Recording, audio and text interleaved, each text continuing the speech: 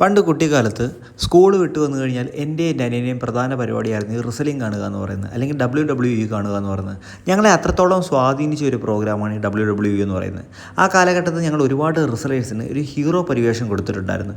നമുക്ക് അത് ആരൊക്കെയാണെന്ന് നോക്കാം. അതിലൊരാളാണ് ക്രിസ് ജെറീക്കോ എന്ന് പറയുന്നത്. എതിരാളികളെ അടിച്ചിട്ടിട്ട് മലത്തിയിട്ടിട്ട് അയാളുടെ കാലെ പിടിച്ച് വലിക്കുന്ന ഒരു ഫിനിഷിംഗ് മൂവ് ഉണ്ട്. എന്ത് രസമായിരുന്നത് കാണാൻ.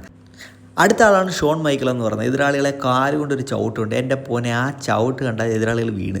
അത് കഴിഞ്ഞ് വരുന്ന ആളാണ് നമ്മുടെ ബാറ്റിസ്റ്റ എന്ന് പറയുന്നത്. ഗ്രേറ്റ് ബാറ്റിസ്റ്റ, അല്ലെങ്കിൽ ബാറ്റിസ്റ്റയുടെ ഫിനിഷ് മൂവ് അറിയാലോ, ബോംബ്. ആ ആളെ പൊക്കി എടുത്തിട്ട് തലത്തടിക്കുന്ന ഒരു പരിപാടിയുണ്ട്. എതിരാളി തീർന്നു അവിടെ. അത് കഴിഞ്ഞ് വരുന്ന ആളാണ് ക്രിസ് ബിനോൾട്ട് എന്ന് പറയുന്നത്. വളരെ ശാന്തസ്വരൂപനായിട്ടുള്ള എല്ലാവർക്കും ഇഷ്ടപ്പെടുന്ന ഒരു റിസലറായിരുന്നു ക്രിസ് ബിനോൾട്ട് എന്ന് പറയുന്നത്. ഞങ്ങൾക്കെല്ലാം വളരെ ഇഷ്ടപ്പെട്ട ആളായിരുന്നു.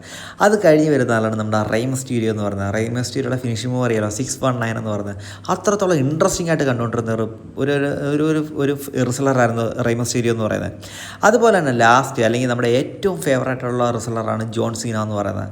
U can see me. ആടെ ഒരു വരവുണ്ട്, ഒരു 3/4 ഒക്കെ ഇട്ടിട്ട് കൂൾ ഗൈ ആറ്റിറ്റ്യൂഡിൽ. എന്ത് രസമായിരുന്നു. ഈ 3/4 ഒക്കെ ട്രെൻഡ് ആകുന്നതിൻ്റെ പുള്ളിയൊരു വലിയ ഘടകമാണ്. അതുപോലെ തന്നെ ആൾ വലിയ എന്താ പറയുന്നത്, റിങ്ങിൽ വലിയ മാസ്റ്ററൊന്നുമല്ല, എന്നാൽ കൂടി നമുക്ക് എന്താ പറയുക, ആളെ ഭയങ്കര ഇഷ്ടമായിരുന്നു. കാര്യം ആൾ വലിയ ചതിയോ പ്രയോഗമൊന്നും ഇല്ല, കുറച്ചും കൂടെ ഒരു കറക്റ്റ് ഒരു ഹീറോ ആയിരുന്നു. അപ്പോൾ അതുകൊണ്ട് തന്നെ ഇപ്പോൾ നമുക്ക് ആളെ സിനിമയിൽ കാണുമ്പോഴും ഭയങ്കര സന്തോഷമാണ്.